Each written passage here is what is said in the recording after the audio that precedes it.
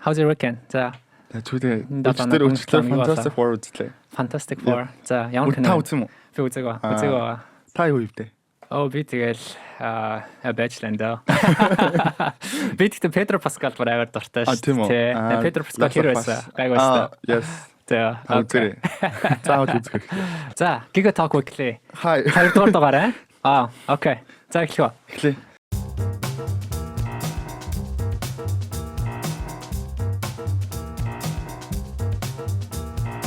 За, чинь 7 хоног тэгээд ямар мэдээнүүд уншив. За, тэгээд хамгийн таалагдсан 2 сэдв чи өнөөдөр сонсогчтойгоо юу хуваалцахаар бодож байна. За, би 2 мэдээ сонгосон. За, эхний мэдээ нь болохоор бас л яг хиймэл оюухантай адилхан. Хятадын Zippo гэдэг стартап өөрсдийн GLM 4.5 гэдэг нь шүү дээ. Юу болвол хиймэл оюуханы модельийг бол танилцуулсан. Энэ талаар ярихаар бэлтгэсэн. Хоёрдугаарт нь бол би бол өөрөө аягүй сонирхолтой байгаа. Яагаад гэх юм бол камер сонирхогч одоо видео хийдэг creator хүмүүс зориулагдсан. Саяхны хүртэл DJI өөрсдөө team камер хийгээгүйсэн. Тэгээ 360 градусаар бичдэг одоо модель бол танилцуулсан. Тэгээ энэ талаар ярихаар бэлтгэсэн байгаа. За, таны хувьд за, миний хувьд бас 2 айгуу гоё сонирхолтой мэдээ байна. За, эхнийх нь болохоор OpenAI гэх компани байгаа тийм. OpenAI чинь өөрөнгөсөн ChatGPT гэдэг байгаа. Би одоо байнга хэрэглэдэг. ChatGPT гэсэн чинь дотроо нэг тийм шинэ мод гаргасан юм байна. Тэр мод нь болохоор study mode гэдэг тийм сурагчдад зориулсан нэг тийм мод байна. Тэгээд тэр талаар ерөнхийдөө жоохон ярмаар байна. За, тэгээд хоёр дахь сэдв нь болохоор Meta гэдэг одоо Mark Zuckerberg тийм. Манай он чинь ингээд ерөнхийдөө зөндөө олон технологийн том компаниудын ингээ хаалгыг тогшоод тэгээд тэнд байгаа хамгийн одоо лаг чадвартай яг хиймэл оюуханы инженерүүдийг бол өөрийнхөө багт ингээ оруулж байгаа мөлий. Тэгээд өөрийнх нь хэлснээр бол нэг тийм супер хиймэл оюуханы юм супер багийг бүртгүүлж байгаа гэдэг. Тэгээд зарим хүмүүст бараг 100 сая доллар 250 сая доллар хүртэл ингээ олон жилийн хугацаанд өгч байгаа. Тэгээд би ямар ч лсэн материалаа болсон байгаа. Инженер биш ч гэсэн тийм. Тэгэхээр энэ талаар бас ярмаар байна тий. За, надад хамгийн түрүүнд ийм бодол орж ирсэн. За, та хэдэн онд сургуулаад төгслөө? За, би тэр талаар ярмааргүй байна. Окей, за. Миний насны хүмүүс ингээд ерөнхийдөө бодоод үзэх юм бол та ChatGPT байх үеийн төгсөгч үү? Артлаа эсвэл яг гарсны дараах төгсөгч үү? Өмнө. Би миний санджаагаагаас тий манай үе чинь яг ChatGPT-ийн үе ихгүй. Тэгээд манай үеийн баг 90 баг 100 байхаа ингээд бүх хүмүүс ChatGPT-г ашиглаж тэгээд 90 доллараар хин чигээг өгсөн юм тий. Гэхдээ энэ чинь юм сураагүй гэсэн үг биш. За. Гэхдээ яагаад study mode гэж. Окей. Хоёлаа эндээс ярь. За, яг үнэ. За, энийг хэлье те. За, тэгэхээр яагаад study mode-ыг гаргах болсон бэ гэхээр за яг ChatGPT бас гаргасан юм байна. Өөр бас компаниас гаргасан юм байна. Anthropic гэдэг бас нэг тийм ChatGPT адилхан компани. Тэгээд нөгөө Cloud гэдэг бас өөр нэг модельтэй. Тэрэн дээр бас юм суралцах модыг бас гаргацсан байгаа юм байна. За, тэгээд ChatGPT болохоор саяхан 2 дахь өдөр гаргасан. Тэр Anthropic-ийн Cloud гэдэг нь болохоор бүр 4 сард гаргасан юм лээ. За, тэгээд яагаад гаргах хэрэгтэй болсон бэ гэхээр хүмүүс юу гэж харж байгаа гэхээр энэ сурагчдын ингээд яг ChatGPT хэрэглэх үед нэг тархин арай бага ажиллаад байна гэсэн ерөнхийдөө байдалтай. Тийм, одоо нэг cognitive буюу одоо critical thinking гэдэгтэй analytics сэтгэлгээ гэж харж байгаа юм уу да. Тэр analytics сэтгэлгээ ерөнхийдөө энэ ChatGPT буюу ингээд бусад ийм хиймэл оюуханы одоо модельүүдийг ингээд хэрэглээ явахаараа тэр тархиных нь одоо үйл ажиллагаа нь хамаагүй бага байна гэд. Тэгээд тийм ч учраас ингээд энийг гаргасан юм байна энэ моделийг. За, тэгээд яагаад бас гаргасан вэ гэхээр саяхан бас нөгөө MIT гээд сургууль байгаа тий. Тэр MIT-гийн нэг тийм судалгаа гарсан юм байна л да. Тэр судалгаа нь болохоор юу болсон бэ гэхээр 54 сурагчдад нэг тийм судалгаа гаргасан юм. Тэгээ 54 сурагчдад болохоор 3 групп хуваагаад тэгээд нэг групп нь болохоор эссе бичгээд тэгээд нэг групп нь болохоор зөвхөн одоо юу ч хэрэглэхгүй чи яг ингээд яг одоо дэвтэр үзэхтэйгээ тий шууд эссе бичээ. Нөгөө групп нь болохоор за яг чи Google search одоо хийж юу ашиглаж болно гэдэг. Тэгээ 3 дахь групп нь болохоор за ChatGPT-гээ хэрэглээд тэгээ ингээд харангуйта тэднийг бүгдийг бас ингээд тархитан жоо холбоод тэгээд тэр тархиных нь нөгөө үйл ажиллагааны хөдөлгөөн нөгөө neural network гэх тий тэднийх нөгөө connectivity холболт эдрийг ингээд харсан юм байна л да. Тэгсэн чинь ChatGPT хэрэглэсэн сурагчдад болохоор хамаагүй бага гарцсан. Тэгээд тэр нь бас юугаараа эрсдэлтэй байсан бэ гэхээр тэр тухайн судалгаа дууссаны дараа ч гэсэн тэр ChatGPT хэрэглэсэн сурагчдын тэр нөгөө тархиных нь бас үйл ажиллагаа нь юу баг хэврээ байгаа л байсан гэдэг. Тэгээд энэ бол маш их тийм бас санааг зовоосон тий. Хүүхдүүдийн аналитик сэтгэлгээг өнөөдөр сайжруулах хэрэгтэй юм байна. Тэгээд тийм ч учраас энэ модельүүд өнөөдөр гарч ирж байгаа юм байна. Тэгээ надад нэг юм санаа төрж байна л да. Яг ингээ би оюутан байхдаа student mode дээр юу ашиглаж ирсэн бэ гэхээр шүү дээ. Apple Music, Spotify зэрэг. Хоёр дахь нь гэх юм бол ингээд paper уншдаг, янз бүрийн юмнууд хөнгөлөлтөөр ашиглаж ирсэн. Гэхдээ яг ингээ хайлтын системийг ингээ study mode дээр гаргана гэхээр яг бодитодл дээр яаж буuna гэсэн үг. Эсвэл зүгээр ингээ цонх нэг өөр цонх үүсгээд тэгээд сурагчид тэр цонхон дээр нь дарж ордог гэсэн үг юм уу? За тийм. За нэгдүгээрт болохоор access тий нэвтрэх access дээр яадаг вэхээр одоо энэ том сургуулиуд чинь бүгд өөр ингэсэн одоо нөө ChatGPT-ийн яг нөө enterprise хэлбэрүүдийг бүгдийг ингээ хөдөлтөд авсан мэлээ. Тэгээ ChatGPT дээр сургуулиуд руу ингээл лиценз өгөөд тий license байдлаар ажилладаг. Тэгээд чи өнөөдөр package болгож ийн гэсэн үг тийм. Чи тэгэхээр өнөөдөр одоо за нэг сургуулийн их сургуулийн ингээ оюутан байх юм бол чамд өөр ингэсэн нөгөө нэг email хаяг байдаг тий. Тэгээ email хаяг болгон ч нь болохоор .edu гэдэг одоо юутэй юутайгаа тэгээ .edu-гээрээ чи өнөөдөр орох юм бол шууд study mode гэдэг нь болохоор автоматар ингээ итгэвчэд гараад ирж байгаа нэгдүгээрт. Хоёрдугаарт яг за яг жишээ хэлбэрээр яаж ажиллах вэ гэх юм бол за өнөөдөр ингээд чамайг дахиад 500 ингээд үгтэй ингээд эсэ бич гээл да тий. За тэгэх юм бол зүгээр regular байдлаар ингээд ChatGPT ороод тэгэх юм бол чи өөрөө prompt-ыг өгөөл, сэдвээ өгөөл. За 500 үгтэй надад эсэ бичгээл тэгэл өөдөөс чинь маа гэж гараад өгөн тий. Study mode дээр байх юм бол за би өнөөдөр 500 үгтэй ингээ эсэ бичмээр байна гэх юм бол шууд тэр 500 үгтэй эсэг чамд бичээд өгөхийн оронд чамд эргүүлээд ингээд асуулт тавьд юм шиг байгаа. За магадгүй одоо болтгоо те. За чи ингээд нэг ийм төрлийн сэдвтэй эсэ бичмээр байгаа юм уу? За тэгвэл хоёулаа энийг чинь ингээ хамтдаа бодъё. Чи ер нь эсэнийхээ одоо гол сэдв, гол санааг юу гэж бодож байна вэ гэдээ буцаж чам руу асууж шийдэж байгаа байхгүй юу? За тэгээ чи тэр асуултыг ингээд хариулангууд за тэгвэл одоо хоёулаа бүтц дээр илүү ажиллая те. Я одоо 3 4 ингээд одоо юутэй параграфтай ингээ байх юм уу? Параграф болгон дээрээ чи юу ярмаар байгаа эхлэл дунд төгсгөл эдэр нь ерөөдөө ямар байна чи гэж харж ийн тэгээ тэрийн чи ингээ буцаад ингээ яриад ингээ интерактив байдлаар яваад штэ тэгэн гута дараа нь тэр study mode дээр байгаа бол за тэгвэл одоо болтгоо чи ингээ бүх юмнуудаа хоёул ингээ гоё ярьчлаа параграф структур бүтц эдэр гаргачлаа одоо чи өөрөө бич 500 үгтэй эсэгээ өөрөө бич бичээд чи буцаад хүрээ дээр тэгэн гут би чамд ингээ бас нөгөө фидбек ямар нэгэн байвал чамд буцаад өгье гэхээр энэ ChatGPT гэдэг чинь өмнө нь одоо сурагч зүгээр шууд асуулт хариулт авах гэсэн байдлаар ашигладаг байсан бол өнөөдөр асуулт тэгээд ChatGPT-ийн зүгээр чиний нөгөө нэг хувийн одоо tutor багш шиг ингээд ажиллаж байгаа байдлаар л гаргах гээд байгаа юм лээ. Яг өнөөдөр төгсөө мэдхгүй тэгтээ тэр цэг рүү өнөөдөр хүрэхийг хичээж байна. Би дахиад нэг асуулт асууж байлаа. Тэгээд бас одоо ингээ хүмүүс асуухаар намайг яг юу нэ AI-ийн төгсөгч байна гэж мэдчихнэ. Надад зүгээр ингээд нэг бодож байгаа юм нь ямар ингээ үр дүн ингээ гарах вэ гэдэг дээр ингээ бодож байгаа. За одоо ингээ зүгээр ингээд юуны ингээ энгийн ChatGPT-гээр бас ингээ эсэ бичүүлээ гэж бодоод адилхан надаас ингээ ямар сэдвтэй ямар ингээ гол агуулга вэ ингээд ямар history байх вэ гэж асуун заяа. Тэнгүүд study mode дээр болохоор ялгаа нь бараг л надад ингээ ажиглахдаггүй санагдаж байна л да. Тэгээд дээрээс нь байгаа зү study өөр ингээд хаягаар ч гэсэн би ChatGPT-г ашиглах боломжтой юм шиг. Таны хувьд зүгээр ингээд тэр одоо үр дүн гэх юм уу те юу тэр миний үнэ ер нь бол яг үр дүнгийн хувьд бол одоо it's to be seen те амарчлаас энэ модельд ингээ гарлаа study mode. Гэтэ яг хуу нөгөө нэг асуудал нь бол яг одоо тулгараад байгаа. Тэр асуудал нь бол яг үнэн байна те. Гэтэ яг үнэхээр тэр асуудлыг ингээд одоо solve хийж байгаа энэ арга нь өөрөө бас яг хэр үр дүнтэй вэ гэдэг дээр бол маш том асуултын тэмдэг одоо ч гэсэн байгаа бах. Тэгээд ирээдүйд энэс хэр үр дүнтэй байх юм бүгдээрээ хамтдаа харъя те. За чиний сэдв рүү би орлоо шүү. За элийн сонгот юм бэлээ. Osmo 360. За чи энэ сэдвд өөрөө маш их дуртай гэсэн тий. За Osmo 360 гэдэг нэг тийм камер гарсан юм байна. Би бол камерын талаар бараг ямар ч мэдлэггүй. Яагаад чи энэ Osmo 360 гэдэг камерт маш дуртай байгаа вэ? Сэтгэл одоо өндөр байна. За ерөнхийдөө бол ингээд видео creator, content creator хүмүүсийн хувьд л DJI ч юм бол бараг салшгүй нэг хэсэг болсон. DJI микрофон бол сүүлийн үед нэлээд hot trend байгаа микрофонуудаа. За тэгээд зах зээлийн бол дроны зах зээлийн бол бараг 70-80% эзэлж байгаа. За тэгээд ер нь бол юу хүмүүс хүлээж ирсэн бэ гэхлээр DJI утгагүй 360 буюу 360 градусын ангиллаас одоо өнцгөөс бичих боломжтой камерыг хүлээж ирсэн.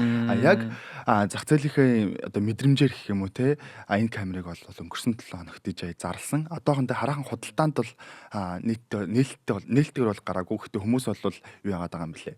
Захиалж аваад байгаа юм бэлээ. Тэгээд энэний юу нь илүү сонирхолт татчих байгаа вэ гэхлээр өндөр дуу түвшний чанартаагаар видео хийдэг хүмүүс бас тохиромжтой. Өөрөөр хэлэх юм бол энэ нь 8K-гаар бол 50 хүртэлх одоо FPS-ээр бичих боломжтой. 4K-гаар бол 120 FPS хүртэлхээр дэмжиж одоо бичих боломжтой камер одоо гаргаснараа ер нь бол нэлээд хайптай байгаа. За тэгээд ер нь бол DJI-ийн юу чинь брэнд бүтээгдэхүүнүүд чинь аудио болон бусад төхөөрөмжүүдтэй нэлээд синк хийж ажилтдаг буюу надад бол одоо нэг юу вэ байдаг влог бичдэг DJI Osmo бол байдаг. Тэн дээр харж байхад бол өөрсдийнхөө микрофонуудтай бол нэлээд синк хийж ажилтгаараа бусад төхөөрөмжүүдтэйгээр бол илүү давуу талтай байдаг. За чи тэгэхээр за надад хоёр асуулт байна тий. Эхнийх нь болохоор илүү чи нөгөө функц тал дээр нэрлээ л да. Тий энэ DJI-гийн Osmo-гийн 360 гэх камер байна. Энэ камер нь болохоор за 8K-гаар бичдэг юм байна, 4K-гаар бичдэг юм байна. 8K болохоор 50 FPS-ээр бичдэг юм байна. 4K болохоор 120 FPS-ээр бичдэг юм байна. Хүртэлх гэ. За тэгвэл үзэгчтэй ингээд бас илүү жоохон тайлбарлахаа тий чи энэ FPS-ийн талаар жоохон ярьж өгөөч. Яагаад ер нь 120 FPS за тэгээд бас нөгөө зураг авалтандаа болохоор нөгөө бас 120 одоо мегапиксел гэх тий. Эднэр нь ер нь яг одоо хэр одоо хэр том одоо юу юм бэ? Чанар вэ тий. Би ч нөгөө их сургуультай интерн хийдэг. Их сургуультай интерн хийхдээ би юугаар хийж байсан. Юугаар хийсэн. Их сургуультай ингээд дадлах хийж байхдаа бас нэг медиа компанид байсан. Тэгээд энэ дээр миний ингээд хамгийн ингээд гацчихсан ойлголт нь бас FPS ахгүй. Ерөөс ойлгохгүй. Одоо бодоод үзэхээр нэг одоо фрейм 1 секундэд хэдэн фреймийг багтааж байгаа хэмжээг хэлж байгаа. Энэ нь одоо зүгээр ингээд тэг камер сонирхдаггүй эсвэл одоо ингээд камер дээр ажилтгүй хүмүүсийн үе юу вэ гэхлээр 1 секундэд хэдэн зургийг харуулах вэ гэдгийг бол илэрхийлээд байгаа. Одоо хэрвээ 4K 120 FPS гэж байгаа юм бол 4K чанартаагаар одоо 1 секундэд 120 одоо зургийг ингэж ээлжилж харах боломжтой гэсэн. FPS буурахаараа нэг ийм одоо гатж байгаа мэдрэмж өгөх тийм. Нөө vintage камеранууд чинь FPS багтаа байсан. 30 дээр байгаа тийм. 30 дээр 20 дээр бараг төлөрдөг. За Osmo 360. За 360 ингээд грацер ингээд тий бүх ингээд орон зайгаа ингээд шууд авдсан байна. Окей. За тэрийг ойлголоо. Яг өнөөдөр Osmo 360-тай ингээд ижил одоо тийм чадвартай өөр одоо өрсөлдөгч маркет зах зээл дээр байгаа юу? Тэрнээсээ өнөөдөр Osmo 360 нь хэр ялгаатай энэ сайн уу муу юу? DJI Osmo 360 гэдээ яригдсанаас хойш Insta X5-ын сэдэв болвол нэлээд сөхөгцсөн. Тийм шууд сөхөгцсөн. Ягаад гэхээр Instax ч өөрөө 360 градусын камера төрүүлээ гаргацсан. DJI бол одоо саяхныг хүртэл бол 360 камера гаргаагүй байсан. Хүмүүсийн нэг ажигласан зүйл нь бол энэ дээр үнийн өөрчлөлт бол ойролцоогоо $70-аас $90 зураг гараад. Тэнгүүд аль нь илүү worth вэ гэдэг юу үсэж байгаа шүү дээ. Тэнгүүд Instax-ыг ашиглаж байгаа хүмүүс акшн фильм одоо акшн камер дээр яагаад вэ гэхээр Insta-X илүү жоох юм мэдрэх гэж ярих уу тэрийг мэдрэгч нь ингээд жоохон ажилтгүй гинэ. Тэнгүүд одоо ажилтгүй гэдэг нь одоо гэрлийг одоо тохируулах хурд ч юм уу те. Харин DJI 360 градусын камераас хүлээж байгаа expect нь бол тэр болгоно нь илүү worth одоо үнэндээ тохирсон worth байх юм бол худалдаж авна гэсэн юу бол илэрхийлээд байгаа юм билээ. За дахиад би нэг асуулт асуумаар. За дараагийн уг нь сэдв рүү ямар нэгтэй нэг асуулт бүр ингээд наваг яагаад вэ? Базаад байна. Чи түрүү нөгөө нэг зах зээлийн ингээд хүсэмжээр тий хүсэлтээр баг энэ ингээ бүтээгдэхүүн гарсан гэсэн нөгөө нэг Монгол нөгөө жоохон багч нэг үзэгчдийн хүсэлтээр тий айгүй их нөгөө хошиж гардаг байсан шиг зах зээлийн хүсэлтээр би бол энэ бүтээгдэхүүн бол хүсээгүй яагаад бол би нэг уусаа мэдэхгүй тий тэгэхээр энэ яг ямар төрлийн хүмүүс зориулагдсан бүтээгдэхүүн байгаад байна. Зөв. DJI бол өөрөө 2002 онд үүсгэн байгуулагдсан. Үндсэн суурь нь бол дроны компани сүүлч байхад ер нь бол үүсгэн байгууллагад 2012 он гэхэд бол камерын зах зээл рүү илүү хүчтэйгээр орж эхэлсэн. За тэгээд одоо бол дроны зах зээл нь бол би сая дурдсан 70-аас 80% буюу зах зээлийнхаа хэмжээгээр бол маш том одоо байр суурийг бол эзэлж байгаа.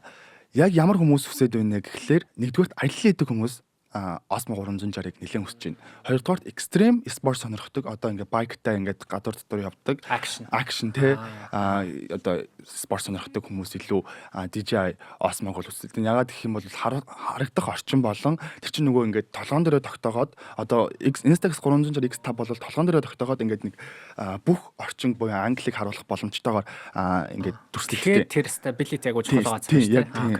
Тэнгүүд дүрслэлтэй. Тэнгүүд DJI Osmo 360 ч гэсэн яг түүнтэй ажиллахнаар илүү тэр чиглэлийн хүмүүст илүү зохиролцсон. Толгоон дээрээ ингээд тогтоож явж байхад бол тэр нөгөө сенсорын юу бол баримжаа бол алдагдахгүй гээд stability бол алдагдахгүй гэдэг чадвартай гэж. За дараагийн сэдв. За миний сэдвлээ арай. Асуулт байна уу? Юу байна? Танд юугаа сэдвэд хэн уншаад өгөөч. Сэдв. За сэдв уншаа тэгээ. Meta буюу Марк Зукерберг хиймэл оюун ухааны супер багийг бүрдүүлж байна. Супер баг гэсэн чинь надад би яг өчигдөр Fantastic Four үзсэн болохоор надад Avengers санаанд оршиж байна. За, супер багийн Avengers-ыг бүрдүүлж байна. Fantastic Four гэхээс илүүтэй одоо маркет зах зээл дээр Fantastic 50 гэж ярьж байна. Тэгээд одоогийн байдлаар Meta гэдэг компани дэлхийд дээрх одоо хамгийн чадварлаг хиймэл оюун ухааны инженерүүдийг бүрдүүлж байгаа. Тэгээд 50 хүнийг авсан байгаа гэж. Супер баг гэдэг нь одоо инженерүүдээс бүрдсэн одоо хамгийн одоо топ инженерүүдтэй баг хэлээд байгаа юм. За бараг тэгж ойлгож болох байх. Тэгээд гол санаа нь болохоор за яагаад энэ супер багийг бүрдүүлж ийнэ вэ гэдэг асуулт те. Тэгэхээр мэдээж хиймэл оюун ухаан өнөөдөр хамгийн чухал одоо салбаруудын нэг тийшээ бүх одоо big технологийн компаниуд одоо тий өөрийнхөө тэгээд оролцож байна. Бусад компаниуд бол тий Meta-гаас арай илүү явж байгаа гэсэн дур зүрэг бол гарсан байгаа. За Meta-гийн хувьд бол өөр ингэсэн Llama гэдэг бүтээгдэхүүнтэй тий. Llama ч нь болохоор 2024 онд хамгийн анх гарсан тий. 2024 оны 4 сард бүүн болсон Llama 3 гэдгийг гарсан.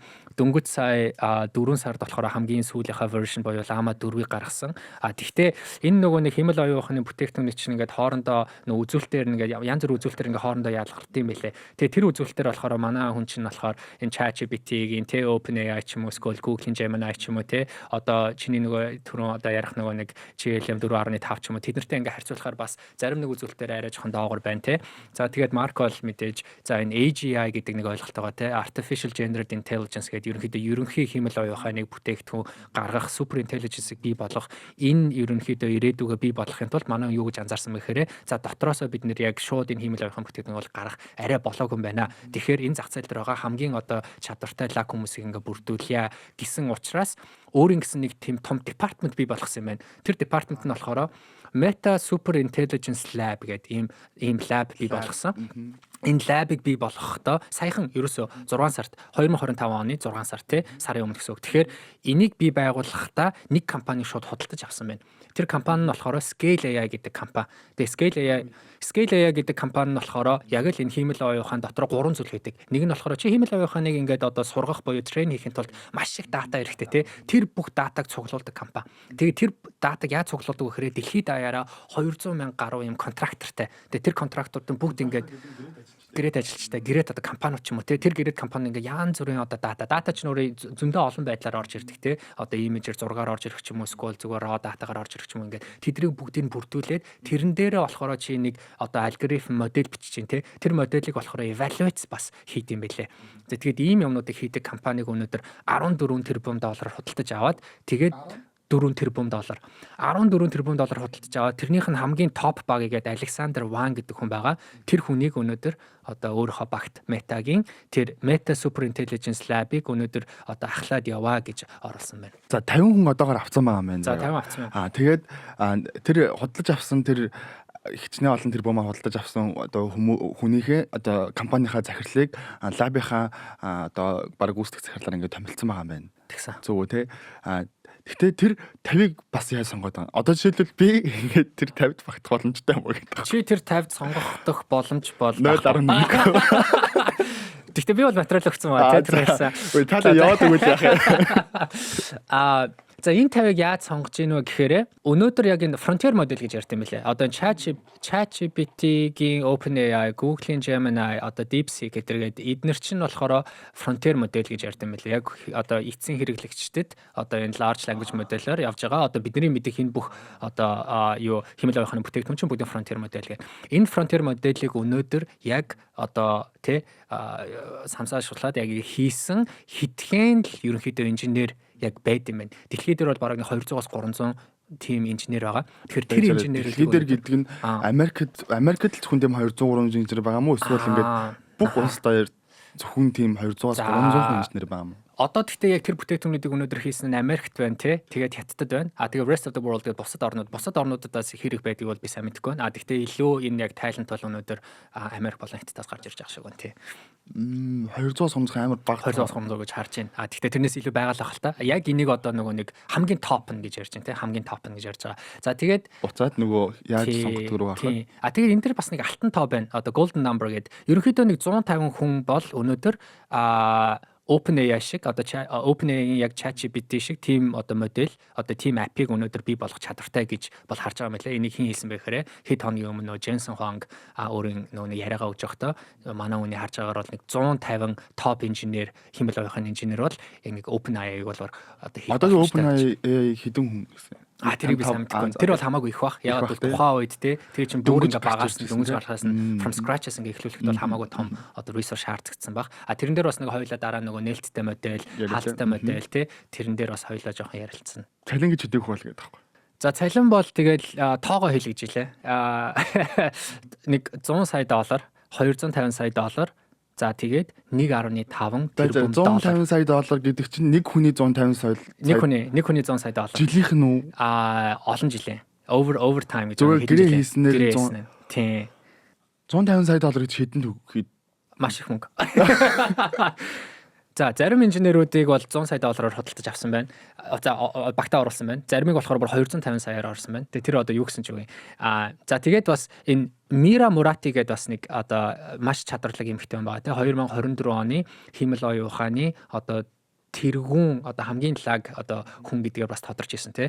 Одоо тэр хүн нь болохоор өмнө нөгөө нэг OpenAI-гийн одоо Chief Technology Officer технологийн нэг захирал нь байсан. Тэр хүнийг болохоор Meta за би чамд 1.5 тэрбум доллар өгье чи хүрээ дээр. Тэрбум доллар өгье гэсэн чинь Mira уучлаарай би өөрийнхөө компаниг аваа явна гэх тэр компани дээр өнөөдөр 2 тэрбум доллар алидын босгоцсон 12 тэрбум долларын үнэлгээтэй ингээд явж байгаа.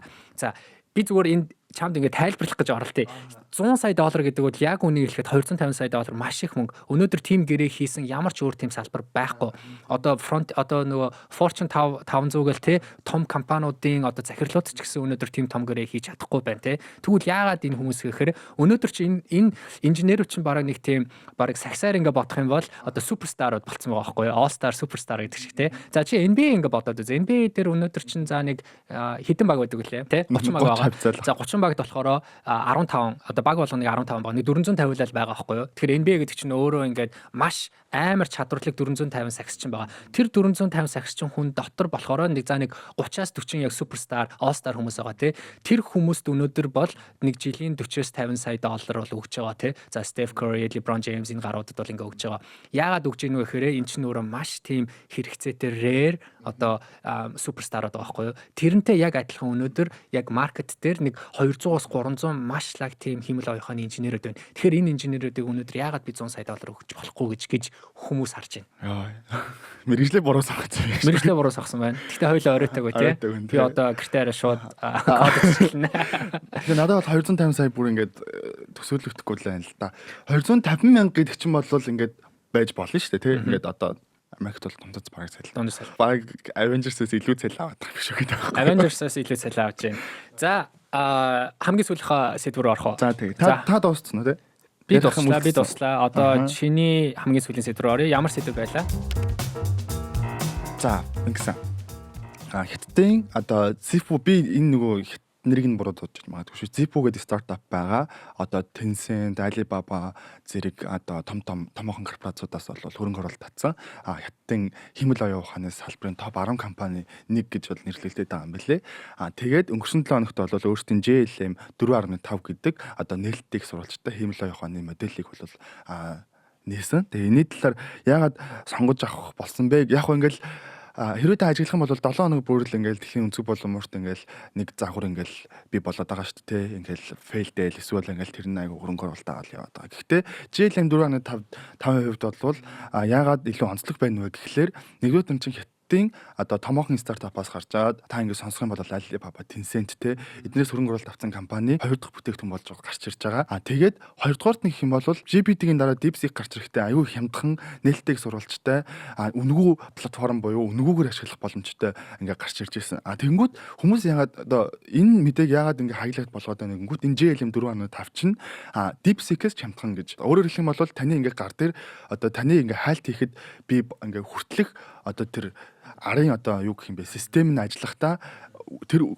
би болгож байгаа өртгөн DeepSeek-ээс хямдхан гэж тийм баг зардлаар хийж байгаа гэж тооцогдоод байгаа. Тэгээд хүмүүс юу гэж хараад байна вэ гэхээр энэ бол Америкийн одоо GPT-тэй өрсөлдөх одоо боломжит бүтээгдэхүүн юм байна гэж хараад байгаа. Тэгээд ер нь бол энэ ч утгаараа өнгөрсөн сар Шанхай юунаас бол төрийн өмчит засгийн газрын байгууллагаас бол энэ Zipfood бол хөрөнгө оруулалт хийсэн юм байлээ. Өнөөдөр тэгэхээр би энэ Zippo-гийн JLM 4.5 гэдэг моделийг ингээ яг ChatGPT шиг яг өнөөдөр ингээ хэрэглэх боломжтой. Тийм та одоо энэ чинь Zippo-зэг AI гэж ороод баха. За. Тэгэхээр чиний харж байгаагаар болохоор одоо ChatGPT-гээс заах чи зардал талаас нь ингээ ярьлаа те. За нөгөө хятадын DeepSeek-ээс баг илүү зардал багтай ардлынх нь ингээ нөгөө нэг хөгжүүлэлтийг бол хийд юм байна. Зүгээр нөгөө нэг performance үзүүлэлт талаас болохоор ChatGPT ч юм ингээ бусад одоо модельүүдтэй ингээ харьцуулахад илүү байж чадж гин үү ерөөхдөө адилхан байна уу арай жоохон даавар байна уу ер нь ямар миний ойлгосноор байна шүү дээ те. За нэг юм хайлаа гэж бодъё заяа. Асуулт авлаа тэнгуү таны асуултуудыг процесслоод асуултыг чинь дахиад дэд асуулт болгоод ингэж олон талт өгөгдөл болонгуудаа хариултыг нь ингээд нэгтгээд нэг хариулт болгож өгдөг гэж миний бодлоор ойлгосон. Think mode-ийг яриад. Тийм. За ойлголоо.